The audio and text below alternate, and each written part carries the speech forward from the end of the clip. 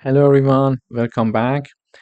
In today's coding exercise session, we would like to write a program that dynamically allocates memory for a 2D or two-dimensional array. Let me first run the program and see how it works, and then we start analyzing the code.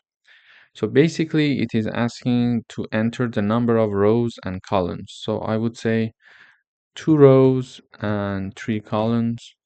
It says enter the element of the two-dimensional array. I would say 1, 2, 3, 4, 5, and 6. So, and then it is printing the elements for us. So it is having 2 rows, as you see, and there are 3 columns. So the first 3 numbers are stored in the first row because there are 3 columns, and the second 3 numbers is going to be stored in the second row. But here is an example of dynamic memory allocation. So I chose to have like 2 rows and 3 columns. One could use, for example, 3 rows and like 2 columns, for example, and then entering the numbers. Oops, sorry. So then entering the numbers like this. So it is customizable. If we were going to use the normal declaration of the array, we should have chosen an array that is an array with the size that is large enough to consider all of the sizes and can contain all of the sizes for the input. However, using a dynamic memory allocation, we can have our array customized based on the user preferences. So now I want an array with 3 rows and 2 columns, and can do it, and you want another array, it can do it. So this is dynamic allocation. So efficiently we are going to use the memory.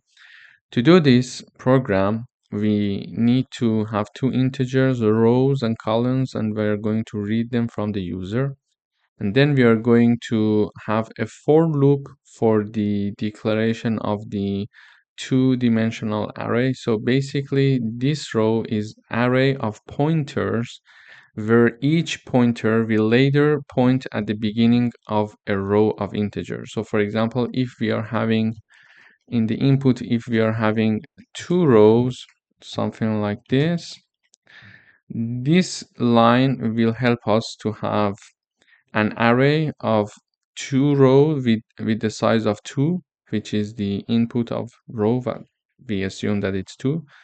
So it is going to give us an array of pointers. Each pointer is pointing at the beginning of each row. So now in case that the number of row equals 2, we are having 2 pointers. Each of them are pointing at the first element of the array.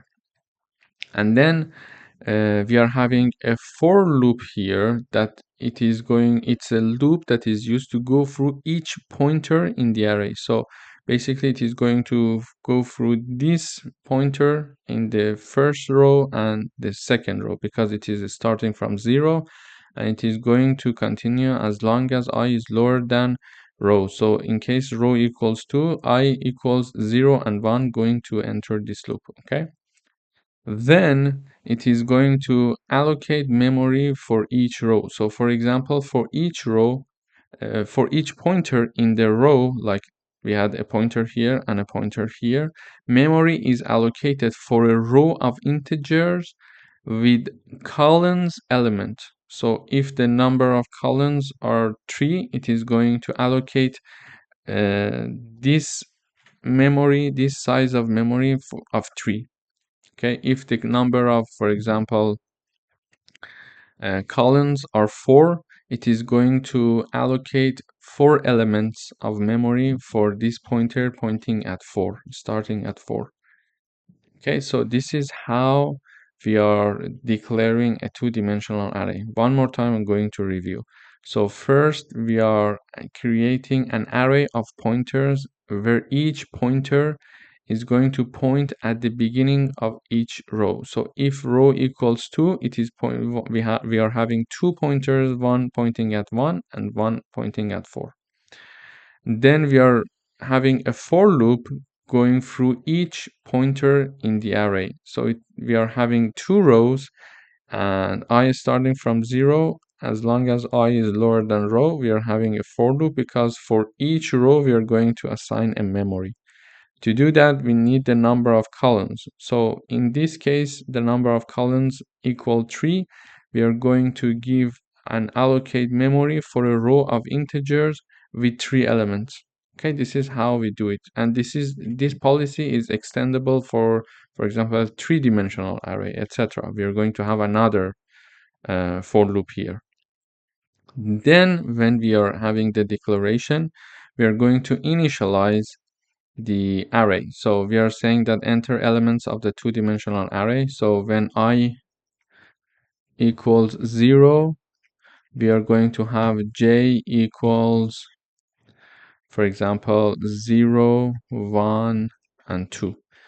If we assume rows equal 2 and columns equal 3, this is going to be the first iteration of I and all the iteration of j. So whatever you're going to enter, it is going to put it in the first row, first column, then first row, second column, then first row, third column. So this is why when I enter 1, 2, 3, it is having the first row is stored with 1, 2, 3. Okay, because we are having 3 columns only. Then when it is done, it is going to ask, the I is going to increase. So now I equals 2, I equals 1, and j again goes from 0, 0, 1, and 2. Therefore, we are having the second row, first element, second row, second element, and second row, third element. And this is why when we are having the 4, 5, and 6 here, okay? And then we are going to have another nested loop, one outer loop here, outer loop, and one inner loop that is going to print all the values for us. Again, I equals 0, it is for the rows, and this is for the columns. When I equals 0, j equals from 0 to 2, and it is going to print 1, 2, 3. Then we have endl, because this loop is finished. We have endl here. It is going to next line, and now it's there. And then we are going to print when I equals 1 and j equals 0, 1, and 2. So it is going to have 4, 5, and 6 printed. Let me run again. So I would say the number of rows 2, the number of columns 3, and when I enter 1, 2, 3, 4, 5, 6, we are seeing that the elements are printed exactly as we have here. Okay, so this is basically how we can dynamically allocate the memory for an array, for a 2-dimensional array. But something to remember is to free the allocated memory. Here, because it is 2-dimensional, we are going to have a for loop to delete the memory allocated for our array, I for the columns, and then the whole array itself of the array of the pointers. Thank you for watching.